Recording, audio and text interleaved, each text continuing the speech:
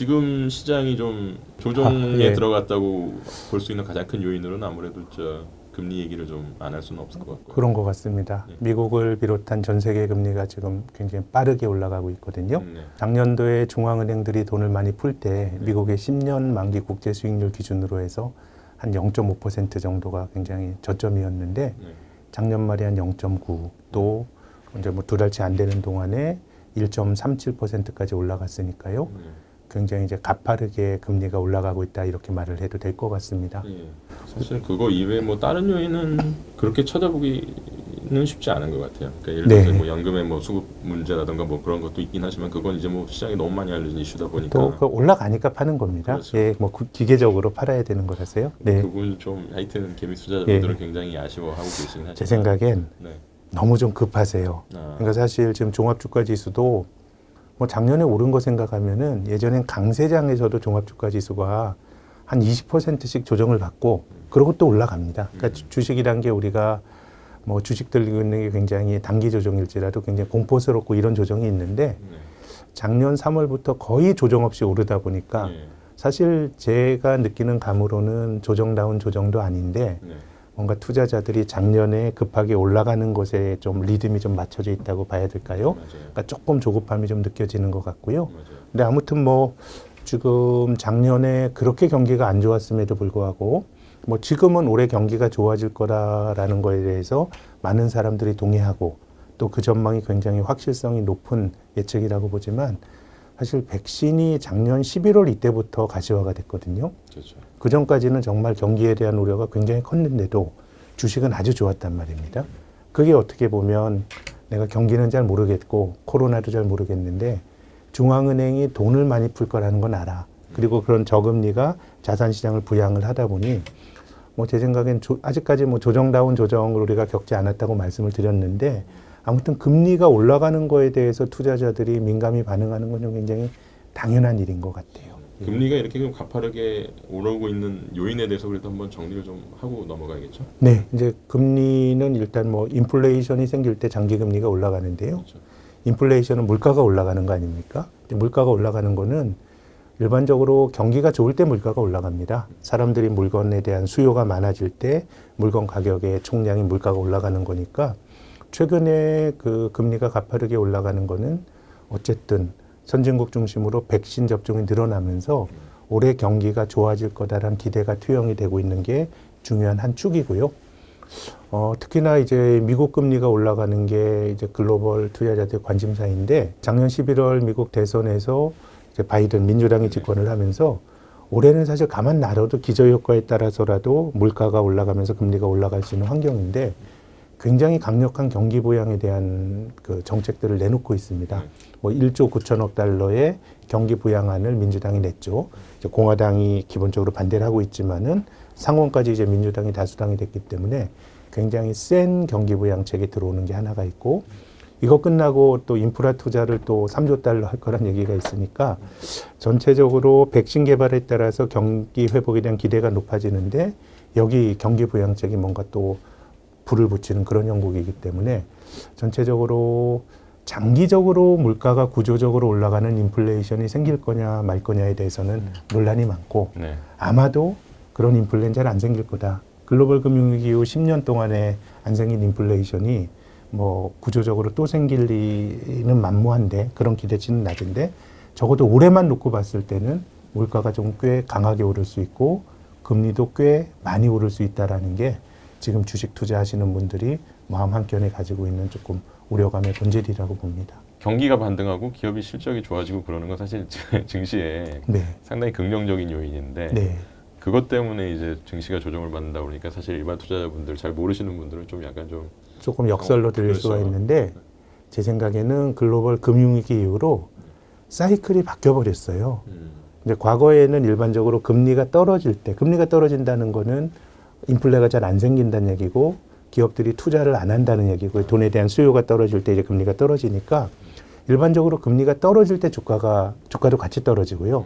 근데 이제 금리가 어느 레벨 이상으로 떨어지면 경기가 나쁜 것보다 야 금리가 너무 낮으니까 주식 해볼까라고 하면서 금리가 바닥을 칠 전후에서 주가가 바닥을 치고 올라가고 또 경기가 좋을 때 금리가 올라가니까 주가도 같이 올라가는 게 일반적인 모습입니다. 그럼 지금 작년까지 경기가 안 좋았고 이제 경기가 좋아지는데 사실 경기 측면에서 보면 뭐 금리 올라가는 게 대수야. 지금 경기가 좋아지면 주식이 올라가는 게 맞지라고 할 수가 있는데 아까 말씀드린 것처럼 과거에는 금리가 떨어질 때 경기를 반영해서 주식도 안 좋았거든요. 근데 지금은 중앙은행이 너무 돈을 많이 풀고 하다 보니까 금리가 떨어질 때 이미 주가가 많이 올랐어요. 많이 오르는 정도가 아니라 사상 최고가까지 이제 가다 보니까 지금은 이제 뭐 주가가 올라가는 게 금리, 유동성의 힘이 중요하냐 아니면 펀더멘탈이 중요하냐 이걸 뭐 기계적으로 나눌 수는 없습니다. 다 섞여 있을 텐데 글로벌 금융위기 이후로는 저는 유동성의 힘이 훨씬 컸던 거 아닌가라는 생각입니다. 지금 그 일반 개미 투자자들이 이제 관심을 갖고 보셔야 될 부분이 이제 앞으로 어디까지 올라갈 것인가. 혹시 신영증권 그 내부적으로 혹시 좀 이렇게 시뮬레이트를 해보셨다던가 뭐 좀 그 수준이 있을까요? 어떻게 증시가 이제 정말 이 수준부터는 영향을 받을 수 있다라고 보시는?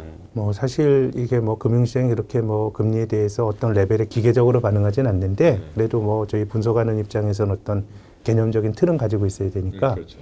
저희는 지금 미국의 10년짜리 국채 금리가 1.37%입니다. 이제 화요일 날 아침 기준으로요. 근데 이게 1.5% 정도 가면 조금 뭐 거의 다 왔는데 그러니까.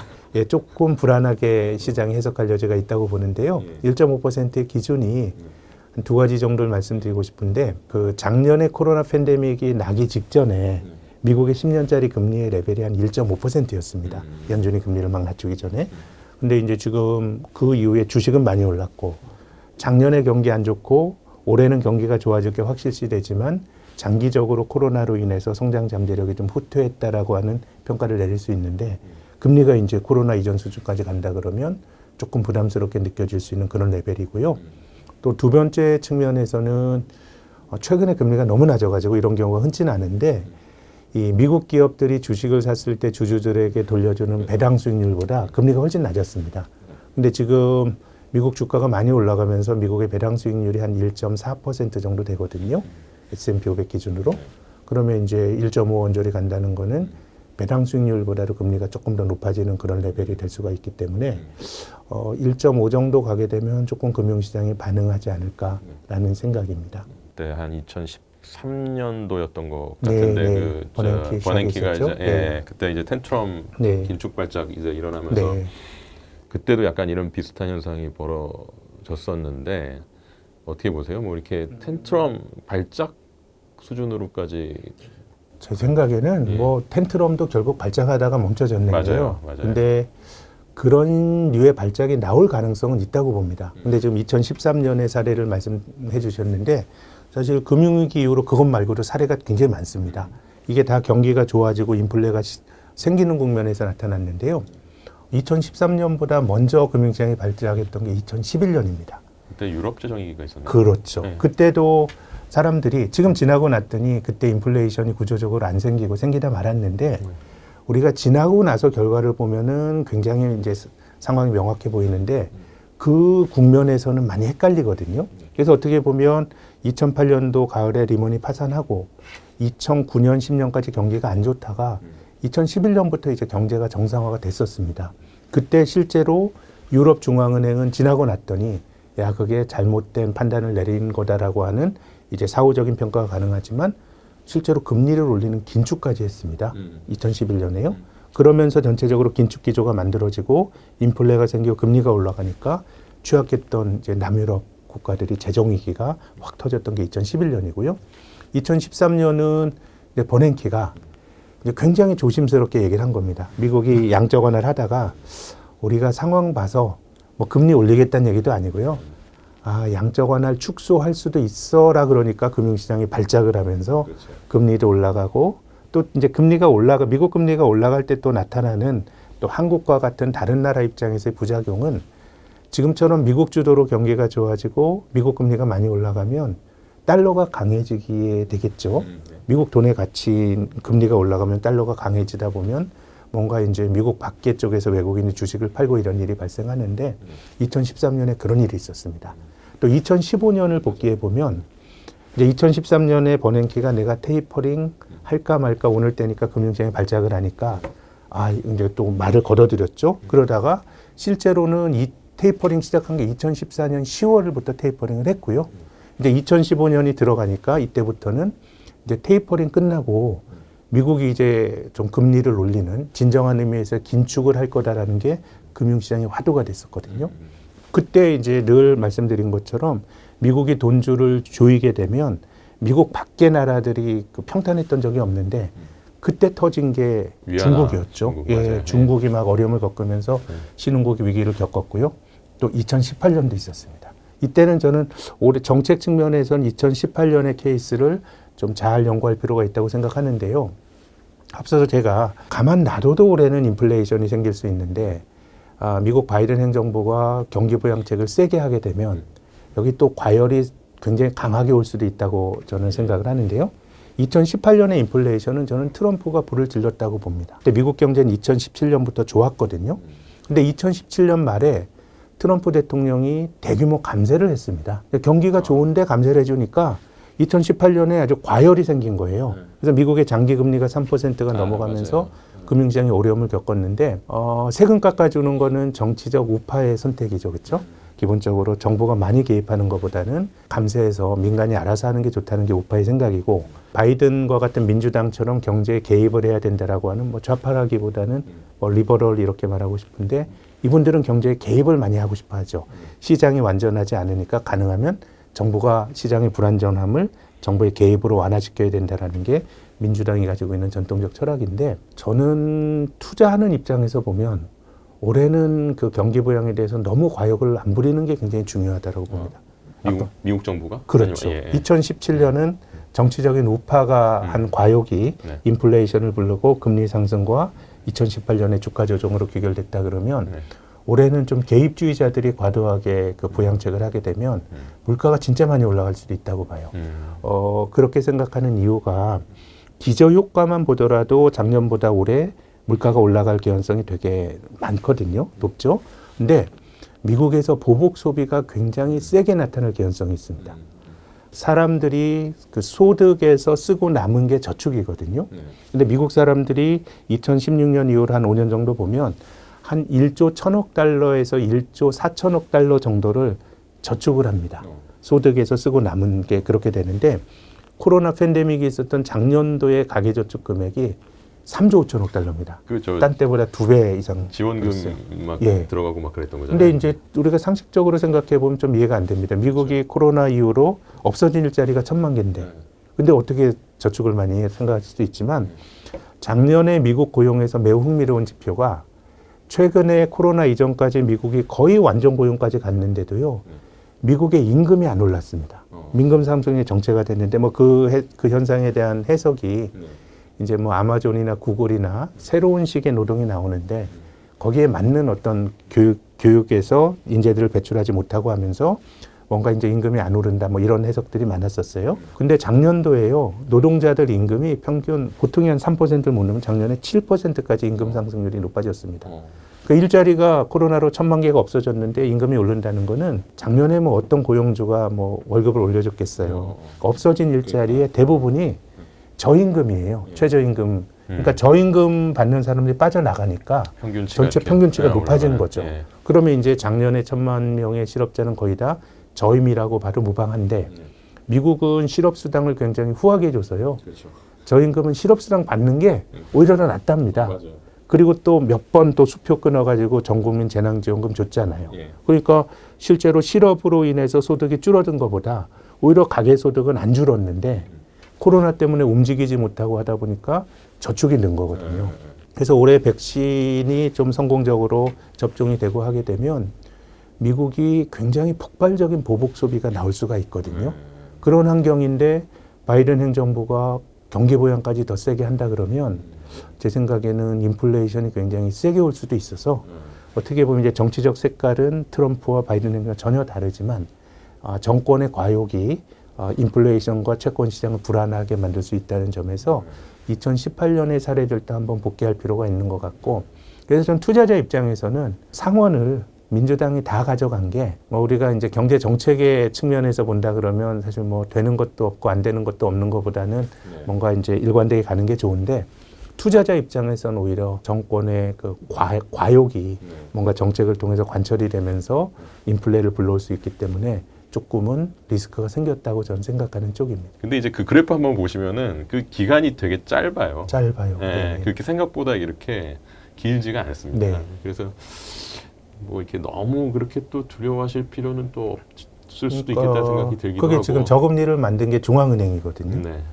그러니까 얼마나 조심스러워요. 그러니까 지금 중앙은행가들의 생각을 보면 저는 당장은 장기금리 올라가는 걸 조금 용인할 수도 있다라고 보는 것이 우리나라 뭐 한국은행 이주열 총재께서도 그런 말씀하셨고 미국의 그 지역 연준 그 그렇죠. 총재들도 뭔가 좀 이제 불편함은 있는 것 같아요. 사실 뭐 주가가 올라간다 그래서 그 나라 경제에 부작용은 거의 없어요. 뭐 주식 올라가는 게 무슨 부작용이 있겠어요. 근데 이제 아까 말씀드린 미국은 일자리가 1,000만 개가 없어지고 뭔가 실물 경제는 정체가 되어 있는데 자산 가격만 올라가다 보니 이거는 좀 불평등이 커질 수 있어요. 경기가 조금 좋아지는데 주가가 많이 올라가는 거는 뭐 이럴 수 있다고 보는데 지금 실물 경제는 아주 냉골인데 근데 주가만 올라간다는 건 불평등이 커질 수밖에 없는 게 주식이나 부동산이나 자산 시장에 투자하려면 돈 있는 사람들이 하는 거거든요.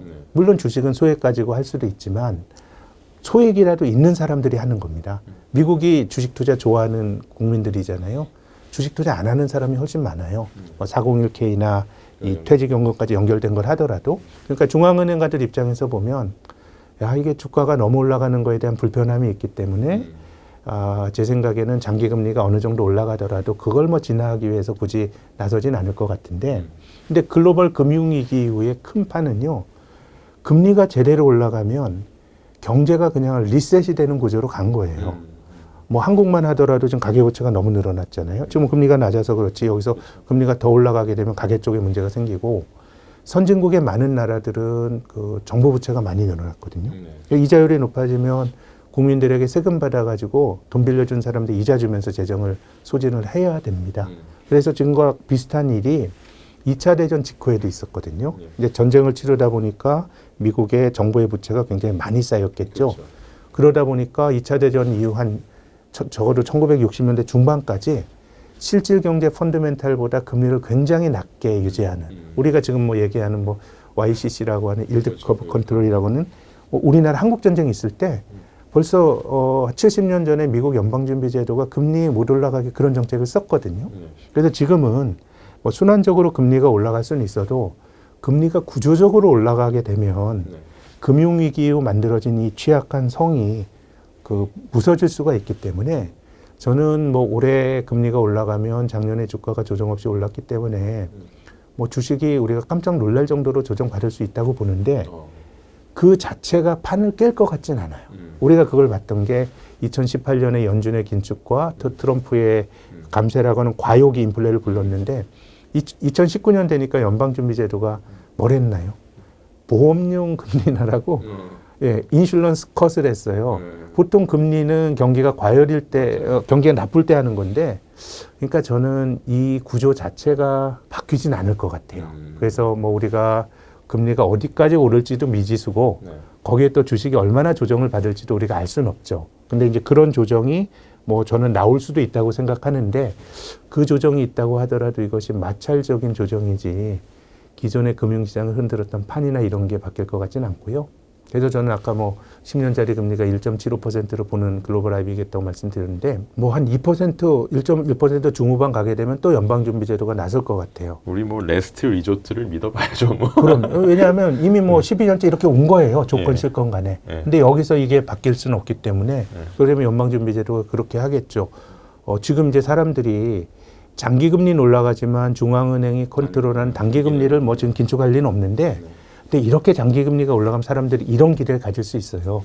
중앙은행이 긴축을 당장 하지 않겠다고 했으니까 기준금리 올릴 가능성은 없는데 나중에 뭔가 금리 올릴 때 속도가 빨라질 거야라는 기대를 가질 수 있으니까요. 그래서 금리가 불안하게 움직이면 저는 연방준비제 파월 의장이 나와서 아주 금리를 낮게 장기간 유지한다는 확약을 하는 시나리오가 하나가 있고요. 또 두 번째는 아예 뭐 양적 완화 규모를 늘려가지고 장기 국채를 또 중앙은행이 사면 또 금리가 덜 오를 테니까요. 그래서 이게 앞서 말씀하셨던 여러 가지 텐트럼들이 있었지만 그건 단기 발작으로 끝났거든요. 이게 중앙은행이 자신 없으니까 자꾸 들어오는 거기 때문에 이번에도 제 생각에는 이게 구조적인 주식이 꺾이는 그런 트리거가 될 걸로 생각진 않습니다. 정리하면은 뭐 우려스러운 요인이긴 하지만 뭐 아주 걱정할 필요는 없다. 뭐 약간 이런 느낌의 길게 보면 그렇고, 네, 근데 주식 들고 그렇죠. 있는 입장 그 순간엔 그렇죠. 되게 뭐 어려움을 겪을 수도 있겠죠. 그렇죠. 특히 작년에 주식 투자 새로 시작하신 분들은 우리가 작년 3월 이후 경험한 게 이게 주식시장의 노멀이라고 생각하시면 안 돼요. 이거 그렇죠. 증시 만들어지고 거의 예외 없이 정말 예외적인 경우예요. 조정 한 번도 받지 않고 종합주가지수가 1,400에서 3,200까지 100%가 넘게 오른 거는 외환위기 직후에 주가가 훨씬 더 가파르게 올랐어요. 근데 그때는 그냥 길게 보면 정점에서 1,100 하던 게 한 280까지 떨어졌다가 600 간 거예요. 그럼 기울기는 굉장히 가팔랐지만 절대 레벨은 사상 최고가와는 거리가 있는 건데 지금은 뭐 그냥 사상 최고가까지 내달렸기 때문에 매우 예외적인 경우이기 때문에 뭐 저도 조정이 있기 전이니까 이렇게 말씀드리지만 그 순간에 당면하게 되면 세상이 또 굉장히 또 알쏭달쏭하게 보이기 때문에 뭐 결과적으로 그럴 거라고 전망합니다만은 투자하는 입장에서는 조금 당혹스러운 조정이 나올 수도 있다고 봅니다.